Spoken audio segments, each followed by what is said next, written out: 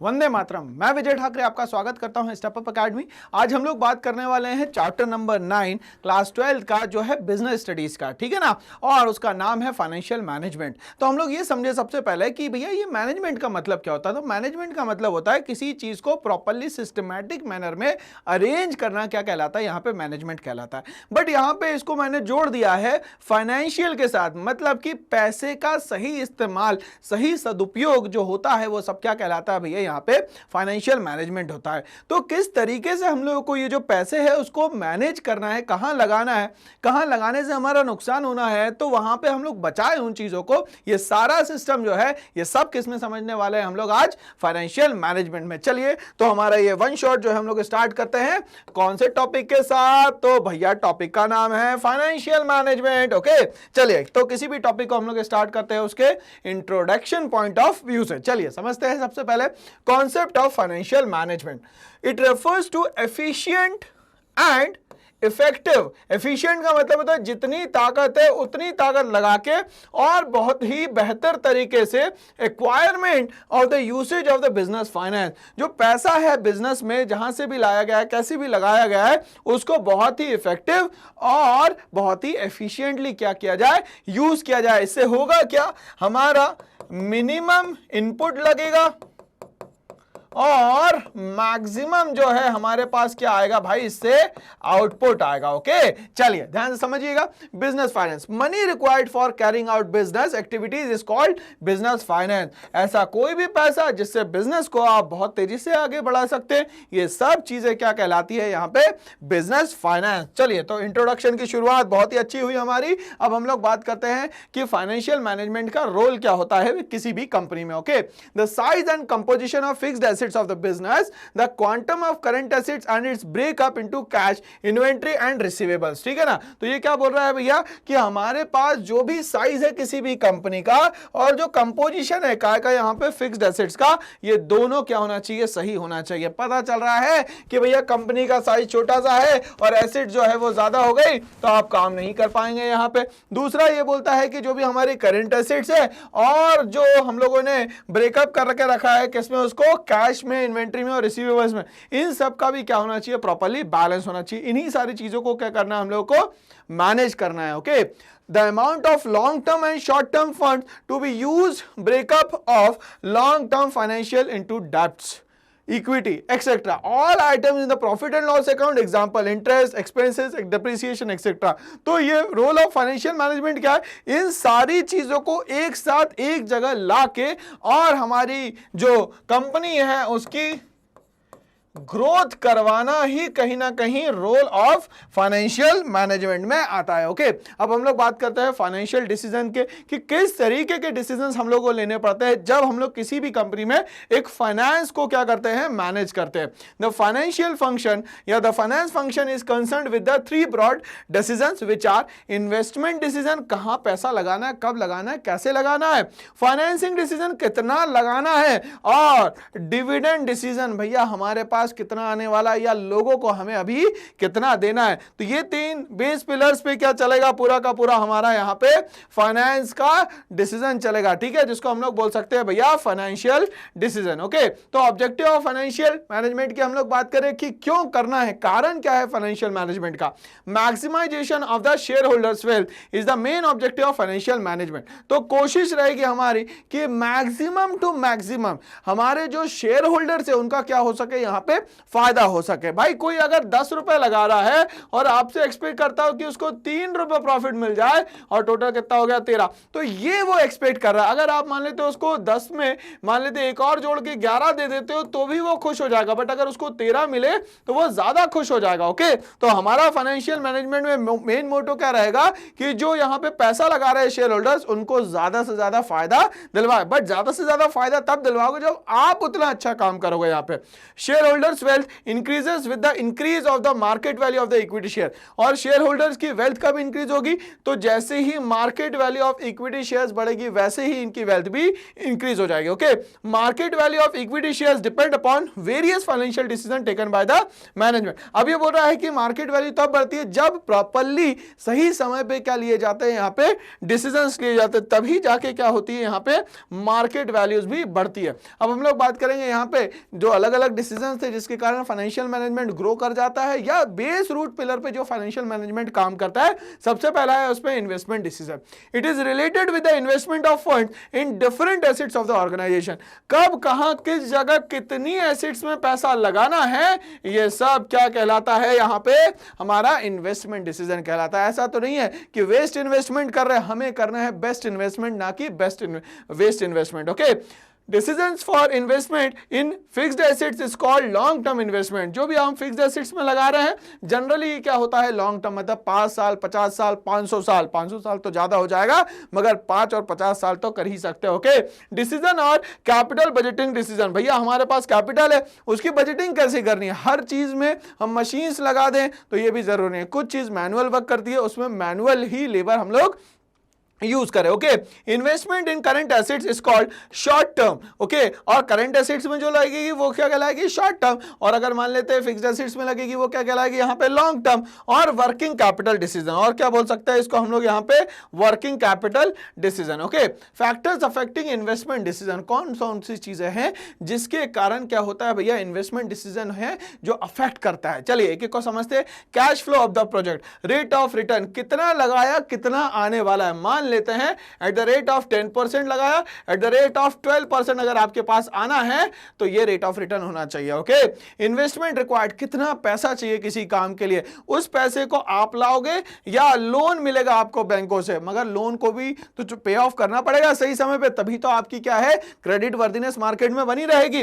Availability of the fund, पैसा कितना है आपके पास और कितना लाना है और कितना कमाना है, ये सब हम लोगों को प्लान करना पड़ेगा। रेट ऑफ इंटरेस्ट की बात करें हम लोग तो किसको कितने रेट पे क्या करना है भाई, पैसा चुकाना है, ये आपको याद रहना जरूरी है। रिस्क इन्वॉल्व, हर काम में क्या है भैया, रिस्क है, बट इन्वेस्टमेंट में तो बहुत ही बड़ा रिस्क है। चलिए आगे बात करेंगे हम लोग भैया यहाँ पे फाइनेंशियल डिसीजंस की। It is related with the selection of long term source, लंबे समय तक के हमारे पास पैसा कहां से कंपनी के रोटेशन के लिए आएगा, वो सब क्या कहलाता है, financing decision. Okay, to be acquired funds may be arranged either from equity owned funds और from the debt borrower fund। या तो हमारे पास जो जुगाड़ है पैसे की उससे हम लोग काम चलाए जिसको हम लोग बोलेंगे ओन्ड फंड, या तो बाहर से पैसा ले जिसको बोलते हैं हम लोग डेब्ट या बोरोड। मतलब कभी ना कभी ये पैसा तो हमें क्या करना पड़ेगा भाई साहब, चुकाना पड़ेगा ना। ओके चलिए, तो हमें ये समझ में आ गया, अगर पैसा खुद का है तो इक्विटी और दूसरे का है तो क्या हो जाएगा भैया, डेब्ट हो जाएगा। Okay, factors affecting financing decision, ऐसे कौन से फैक्टर्स है जिसके कारण फाइनेंसिंग डिसीजन भी जो है वो सफर करती है। सबसे पहले बोलता है कॉस्ट, भैया ज्यादा लगा दिया आना कम है तो ये आपको बहुत ज्यादा फर्क पड़ेगा, इससे आपकी कंपनी पे बहुत ज्यादा फर्क पड़ना है। यहां कॉस्ट का मतलब है किसी भी चीज को बनाने का खर्चा। रिस्क कितना है भाई, लॉन्ग ड्यूरेशन में रिस्क है या शॉर्ट ड्यूरेशन में रिस्क है, ये देखना जरूरी है। फ्लोटेशन कॉस्ट, भैया मार्केट में क्या चल रहा है उस हिसाब से आपको किसी चीज पे खर्चा करना पड़ेगा। जरूरी नहीं है भाई कि हर एक कस्टमर को आप पता चल रहा है कॉफी पिला रहे, कॉफी का एक कॉफी जो भी एक कॉफी का कॉस्ट होता है कप का मान लेते हैं 10 रुपीज है और मान लेते हैं टी का 3 रुपीज है, तो आप 3 रुपीज का सर्व करें ना, क्यों, क्योंकि इसमें सबसे ज्यादा खर्चा होगा आपका। Cash flow position of the business, अब पैसा कैसे आ रहा है, मान लेते हैं आपने 100 रुपए लगाया, फ्लो में ये पैसा आपके पास 110 रुपए आ रहा है, फिर ये फ्लो में 210 रुपए, ये ठीक है, बट अगर 100 रुपए लगाया 80 रुपए आया, फिर यहाँ 30 रुपए आया, तो ऐसे कंपनी नहीं चल पाएगी, शटडाउन हो जाएगी ऐसे करके कंपनी तो। Okay, level of fixed operating cost, कुछ जरूरी खर्चे होते हैं, जैसे मान लेते हैं जिस इंडस्ट्री को आपने ले रखा है ऑन रेंट उसका कॉस्ट, इलेक्ट्रिसिटी का कॉस्ट, भाई लेबर जो काम कर रही है उसका कॉस्ट, एम्प्लॉय जो है मैनेजमेंट में जो है ये सब का कॉस्ट, ये सब किस में आ जाता है भैया, फिक्स कॉस्ट ऑपरेटिंग। चलिए, मगर इसको भी क्या करना पड़ेगा, आपको कंट्रोल करना पड़ेगा, जहां जरूरत नहीं है वहां पर ये खर्चा ना करे। कंट्रोल कंसिडरेशन, और क्या करे भैया, जहां तक हो सके हर चीज में कंसिडर करे कि भाई ये चीजें हमारी क्या हो जाए, control. State of capital market, भैया कैपिटल मार्केट को ध्यान में रखते हुए काम करना है कि मार्केट पोजीशन क्या है और हमें आज कितना पैसा यहाँ पे लगाना है। तो ये सारे डिसीजन जो है ये क्या कहलाते हैं भैया, हमारे फाइनेंसिंग डिसीजन। अब हम लोग बात करते हैं यहाँ पे डिविडेंड डिसीजन की, ठीक है ना। डिविडेंड का मतलब आउट ऑफ प्रॉफिट जो आपको इनकम मिलता है उसको बोलते हैं हम लोग dividend. It is related with the decision regarding appropriation of profit earned by the company. कितना पैसा मिल पाएगा, इस पैसे को लगाने के बाद इसको बोलते हैं हम लोग यहाँ पे dividend decision. How much of the profit is to be distributed to the shareholder, कितना पैसा बंटने वाला है शेयर होल्डर्स को, and how much of it should be retained in the business for meeting investment required, कितना बचेगा और कितना दे दिया, इसका जो डिफरेंस है वो भी हमें किससे पता चलता है, यहाँ पे डिविडेंड डिसीजन से पता चलता है, और डिविडेंड के डिस्ट्रीब्यूशन के बाद हमें ये पता चलता है। चलिए फैक्टर्स अफेक्टिंग डिविडेंड डिसीजन की हम लोग बात करें। सबसे पहले अर्निंग्स, फायदे, ग्रोथ अपॉर्चुनिटी मिलेगी हमें, हमारा बिजनेस जो है बहुत तेजी से क्या करने वाला है, ग्रोथ करने वाला।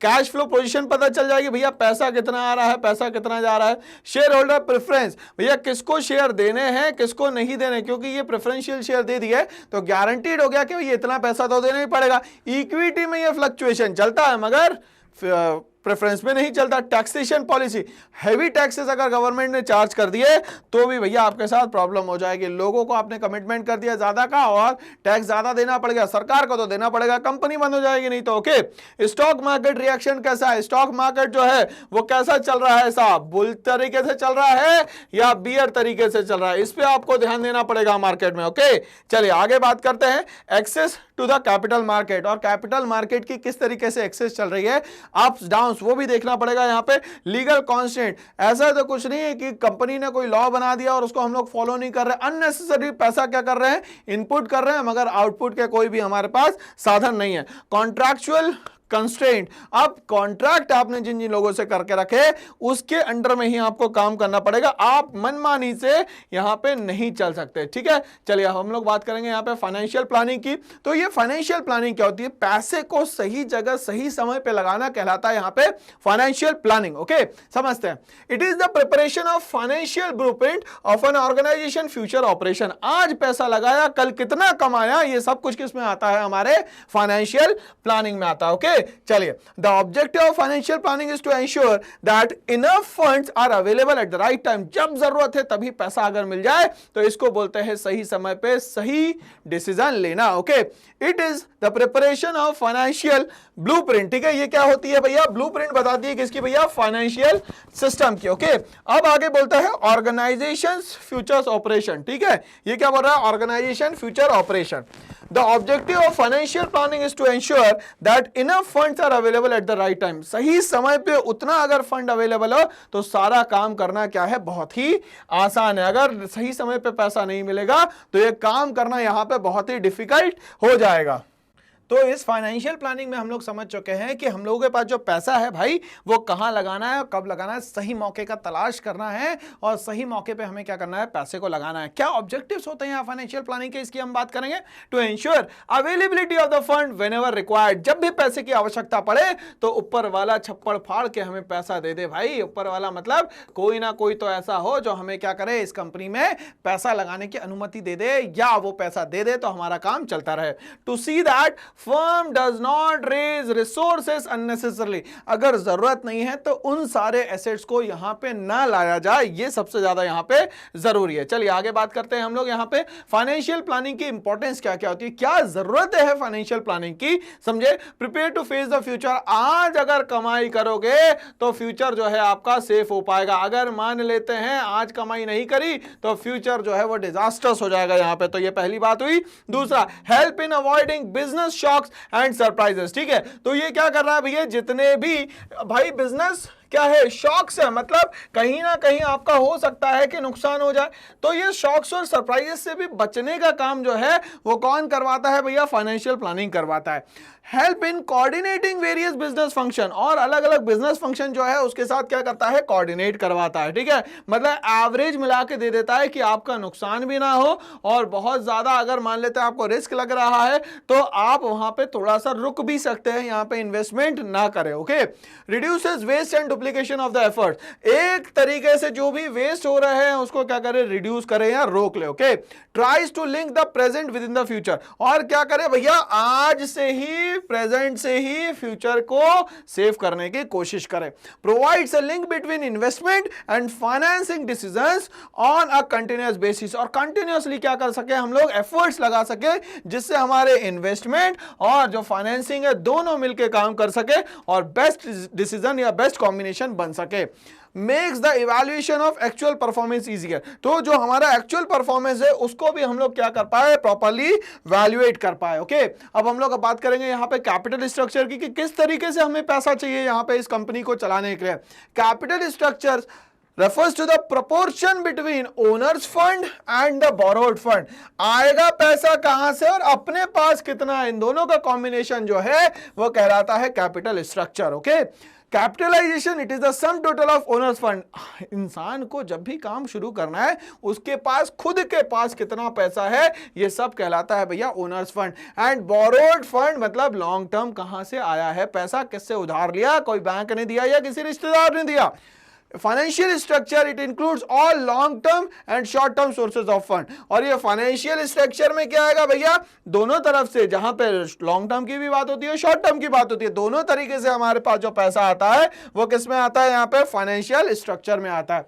हम बात करेंगे फाइनेंशियल लेवरेज या कैपिटल गियरिंग की, किस तरीके से हम लोग इसको गियर अप करते हैं, कैसे आगे बढ़ाते हैं इसको। Okay, use of fix charge bearing securities, for example debts, preferential share capital in the capital structure of the company is called financial leverage और capital gearing.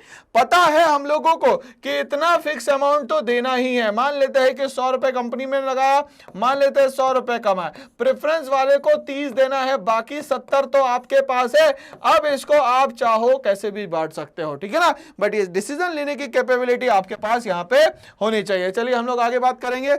More use of dates और preference capital increases financial leverage capital gearing, ठीक है ना। अब यहाँ पे ये बोल रहा है कि अगर प्रेफरेंशियल का ज्यादा यूज करेंगे तो हमारा पैसा फिक्स हो जाएगा कि इतना इतने लोगों को हमें यहां पे देना है। ट्रेडिंग ऑन इक्विटी की बात करें, इक्विटी का सीधा सीधा मतलब होता है यहां पे ओनरशिप, ठीक है। चलिए, increasing the proportion of fix charge bearing securities in the capital structure of a company so as to maximise the return to equity share holder is called trading on equity. मतलब यहां पे equity share holder जो है, या equity मतलब का ये हुआ सीधा सीधा कि आप इस कंपनी के क्या बन चुके हैं भाई साहब, ओनर बन चुके हैं। Okay, but this is possible only when the rate of return of the company is higher than the rate of interest which a company pay on its borrowed fund. अब इसमें फायदा क्या भैया, आ रहा है 12% से और जा रहा है आपका 16% से, so it is the condition of loss. मगर इसको उल्टा कर देते हैं, आ रहा है 112% से और जा रहा है 16% से, ये फायदा है हमारी कंपनी को यहाँ पे, तो ओनर का यहाँ बहुत ज्यादा क्या होता है भाई, फायदा होता है। चलिए अब बात करेंगे factors affecting the choice of capital structure, किस तरीके से हमारी कंपनी पे अफेक्ट आता है कैपिटल स्ट्रक्चर के कारण। सबसे पहले हम लोग बात करें भैया कैश फ्लो पोजीशन की, interest coverage ratio, return on investment, cost of डेब्ट, टैक्स रेट और कॉस्ट ऑफ इक्विटी, ये सारे के सारे कैश फ्लो पोजीशन आप लोगों को बताते हैं कि हमारी कंपनी में इनफ्लो कितना है, आया कितना, और यहां से हमारे पास गया कितना। मान लेते हैं आ रहा है 100 करोड़ रुपए और जा रहा है 25 करोड़ रुपए, तो हमारे पास फायदा कितना हुआ भैया, 75 करोड़ का। तो ये सारी की सारी चीजें मिलके हमारी क्या डिसाइड करती है भैया, कैश फ्लो पोजीशन डिसाइड करती है कि हमारी कंपनी की कैश फ्लो स्टेटमेंट जो है या कैश फ्लो सिस्टम जो है वो किस तरीके से यहां काम कर रही है। फिर आगे हम लोग बात करते हैं फ्लोटेशन कॉस्ट, कंपनी में जो भी पैसा लगा रहे हो कितना हो रहा है, लग रहा है या तो ज्यादा या तो बहुत ज्यादा कम, ये इस तरीके से zigzag फॉर्म में हमारा क्या लगता है, पैसा लगता है। रिस्क कंसीडरेशन क्या है, लॉन्ग टर्म रिस्क है या शॉर्ट टर्म रिस्क है। फ्लेक्सिबिलिटी की बात करें हम लोग तो यहाँ पे हर चीज क्या होनी चाहिए भैया, फ्लेक्सिबल होनी चाहिए, रूल्स हो, रेगुलेशंस हो, यहाँ फाइनेंशियल डिसीजन हो या डिविडेंड के कोई डिसीजन हो। ओके, कंट्रोल की बात करें तो हम लोग अथॉरिटी जो है वो बहुत सारे लोगों को ना दे, कंट्रोल किसी एक के हाथ में दे, जिससे कि हमारा मैनेजमेंट प्रॉपर्ली वर्क कर सके।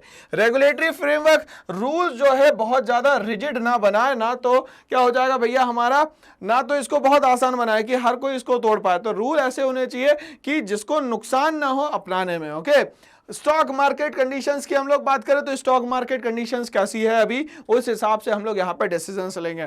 Capital structure of the other company, और दूसरी कंपनियों से भी सीखेंगे कि भैया हमारा नुकसान तो नहीं हो रहा है। चलिए हम लोग अब फिक्स कैपिटल की बात करेंगे। यहाँ पे it is the amount required to invest in the fixed assets, जो लॉन्ग ड्यूरेशन में हमारे साथ एसेट्स काम करने वाली है उसको हम लोग यहाँ बोलते हैं फिक्स्ड एसेट। ये बोलता है decisions regarding investment in the fixed assets are called capital budgeting decision. सही तरीके से पैसा लगाना कहलाता है capital budgeting decision. And affect the growth, profitability and risk of the business in the long run. लंबे समय तक के काम करवाता है हमारे साथ कौन भैया, फिक्स्ड कैपिटल, जो कि फिक्स्ड एसेट्स के साथ काम करता है। ओके, इंपॉर्टेंस की बात करें, लॉन्ग टर्म इफेक्ट होगा, इन्वेस्टमेंट बहुत ज्यादा होगा क्योंकि लंबे समय तक के काम करना है तो पैसा भी ज्यादा लगेगा, रिस्क ज्यादा होगा, इरिवर्सिबल डिसीजन, एक बार डिसीजन ले लिया तो दोबारा उसको यहां पे नहीं किया जा सकता, क्या, चेंज। ओके, आगे बढ़ते हैं हम लोग। Factors affecting the requirement of fix capital, ऐसी कौन सी चीजें हैं जिसके कारण ये फिक्स कैपिटल भी बहुत ज्यादा सफर कर सकता है।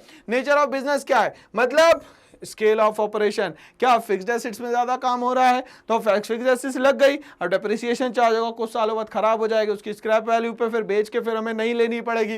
टेक्निक यूज, कौन सी टेक्निक यूज कर रहे, क्या लेबर इंटेंसिव टेक्निक ज्यादा यूज हो रही है वहां पे या कैपिटल इंटेंसिव टेक्निक ज्यादा यूज हो रही है, ये भी हमें याद रखना है। तो जहां पैसा होगा वहां कैपिटल इंटेंसिव, जहां पैसा नहीं होगा वहां पे लेबर इंटेंसिव यूज होने वाली है। टेक्नोलॉजी अपग्रेडेशन की बात करें, धीरे धीरे करके जो टेक्नोलॉजी अपग्रेडेशन है, मतलब समय बचाओ काम बढ़ाओ, तो यहां पे टेक्नोलॉजी यही करती है, आपके साथ क्या करती है, कम समय में बहुत ज्यादा आउटपुट दे देती है। ओके, ग्रोथ प्रोस्पेक्ट्स, हम जो भी कंपनी में काम करते हैं उसमें हमारा एक ही मेन एस्पेक्ट होता है जो कि होता है ग्रोथ एस्पेक्ट। ओके, डाइवर्सिफिकेशन, काम को क्या करा जाए यहां पे चेंज किया जाए। Collaboration with others for use of common assets, और ये क्या बोल रहा है, कोलैबोरेट करें हम लोग कॉमन एसेट्स की तरफ, ठीक है, जिससे आपकी शेयरिंग कैपेसिटी जो है वो बढ़ सके।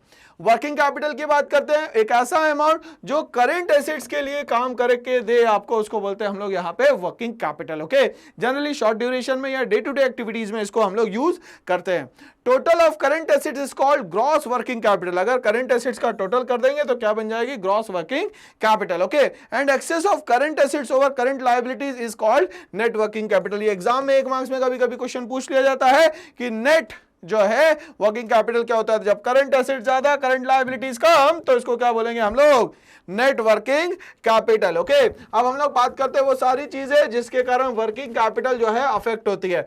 Scale of operation, seasonal factor, production cycle, credit allowed और क्रेडिट अवेलेबिलिटी, ये सारे day to day business topics है जिसको हम लोगों को अच्छे से याद करना है। ऑपरेशन कैसा है भाई, जब आप डे टू डे काम करते हैं तो आपको अप्स एंड डाउन समझ में आ जाते हैं, तो आज अगर जो गलती हुई उसको कल क्या कर सकते हैं हम लोग यहाँ पे कवर अप कर सकते हैं। ओके, दूसरा सीजनल फैक्टर, भाई यहाँ पे अब टेम्परेचर का फर्क पड़ता है, मान लेते हैं कि आप बहुत अच्छा काम करने वाले बट हो सकता है पानी गिर जाए उस दिन और आपका रॉ मटेरियल खराब हो जाए, अब काम कैसे होगा, ये सीजनल फैक्टर। प्रोडक्शन साइकिल, आप कैपेसिटी देख रहे हैं, मान लेते सोच रहे हैं कि 8 घंटे में हमारा इतना प्रोडक्शन होगा, बट प्रॉब्लम क्या हो गई, इलेक्ट्रिसिटी पावर जो है वो उतने वॉट नहीं मिल पाई जितना चाहिए था। क्रेडिट अलाउड, पैसा ही नहीं मिल रहा है, फिर क्या करोगे भाई, रुक जाएगा काम। क्रेडिट अवेलेबिलिटी, ये सारी चीजें जो है ये क्या करती है, वर्किंग कैपिटल को यहां पे सफर करवाती है। तो ऐसे ही और इंटरेस्टिंग वीडियोस के लिए मेरे साथ बने रहिए। करना क्या है, एक छोटा सा काम करना है, इस चैनल को लाइक शेयर और सब्सक्राइब करना है। क्यों, क्योंकि यहां ये सब चीजें मिलनी है free of cost. Thanks for watching all.